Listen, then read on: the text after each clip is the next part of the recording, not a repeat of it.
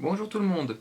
Eh oui, je suis revenu dans cet appartement, oui, dans cette chambre, parce que j'ai toujours accès à l'autre, bien entendu, pendant un certain petit moment. Mes valises sont encore prêtes, elles sont encore là-bas pour dire, vous pouvez pas juste les voir.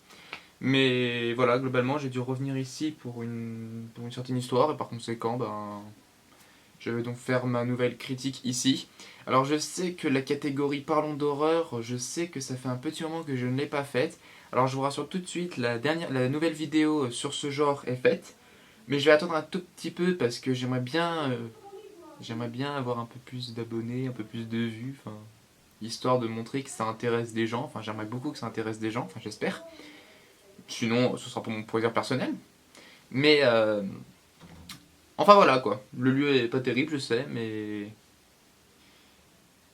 enfin voilà, il sera question aujourd'hui du film Le Monde de Dory.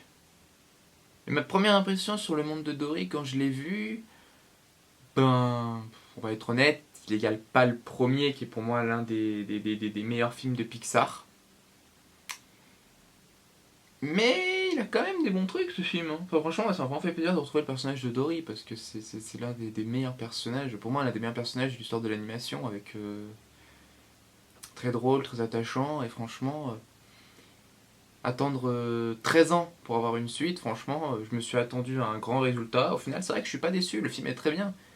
Mais je le trouve brouillon et je le trouve même complètement inférieur au premier volet. Mais c'est vraiment ça les suites chez Pixar.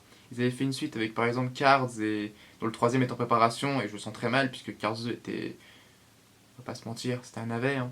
Et Monster Company par contre le deuxième était vraiment pas mal. Et bon, il y a eu d'autres suites par la suite, vous voyez. Hein. Mais voilà, voilà. Pixar, ils avaient fait du bon avec Vice Versa. Ils avaient réussi à réinnover leur cinéma.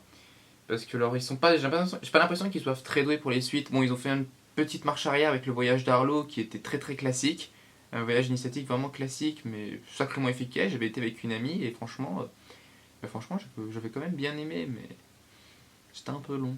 Et là, il est question du monde de Dory et ça prouve quand même que Pixar est doué pour ses suites, mais n'arrive jamais à atteindre le niveau du prédécesseur, quoi.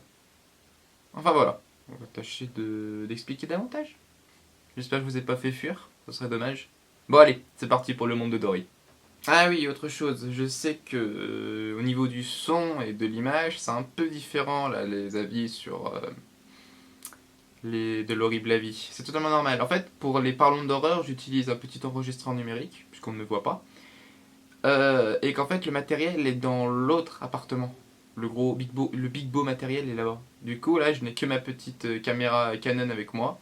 Et ça n'empêche pas que la qualité est bien. Mais c'est vrai que ça fait un peu. Toi, pourquoi le son est différent d'un coup là?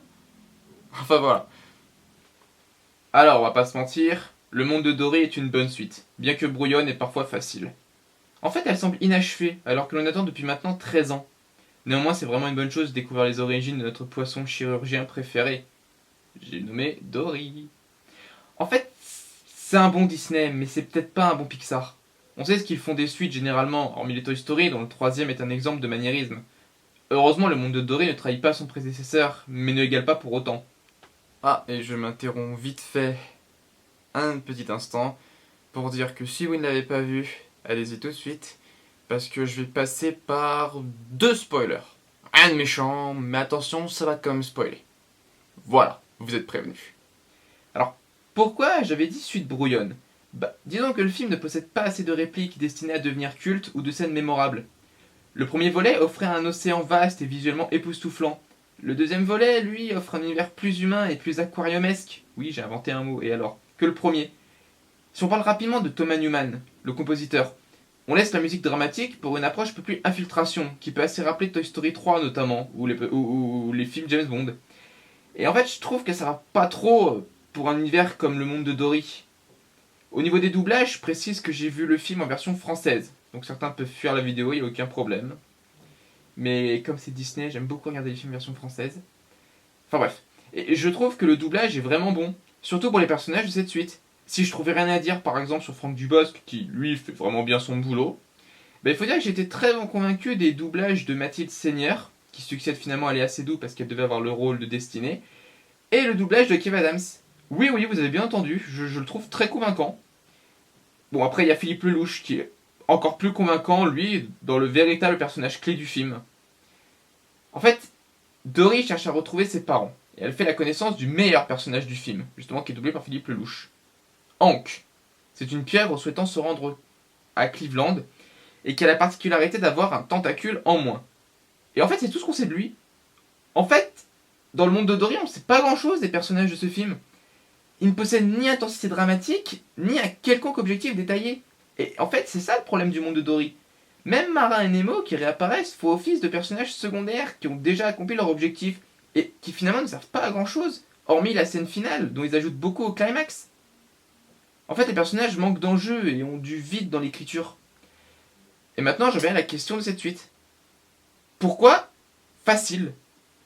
En fait, c'est justement à cause d'éléments scénaristiques non aboutis.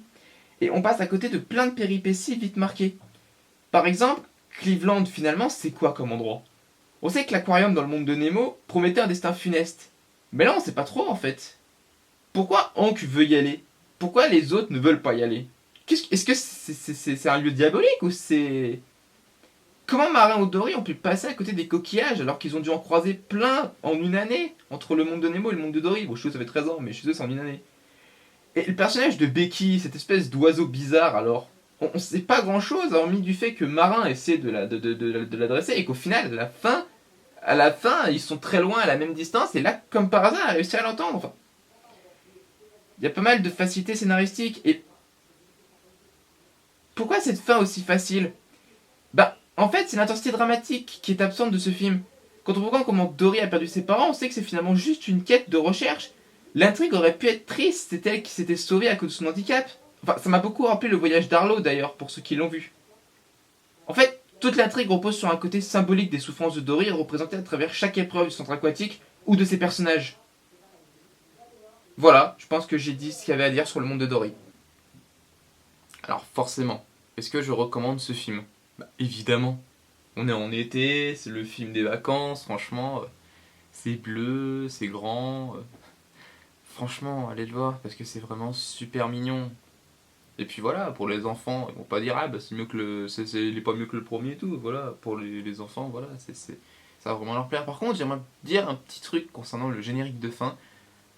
Bon, je suis désolé, je vais vous spoiler un tout petit peu rapidement, mais je trouve qu'en ce moment on entend beaucoup Sia dans les génériques de fin et ça me surprend. C'est pas du tout la première fois, je l'ai déjà entendu pour la cinquième vague, je l'ai déjà entendu pour The Neon Demon, voilà, j'ai encore cité. Je l'ai déjà entendu pour le monde de Dory maintenant, il y avait un autre film, je sais plus lequel, mais bref.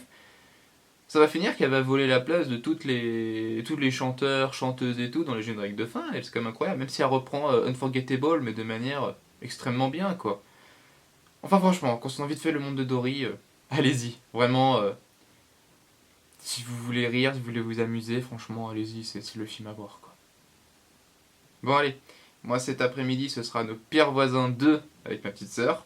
On tâchera, si je suis encore ici, on tâchera de faire ensemble la vidéo, sinon je serai tout seul de mon côté.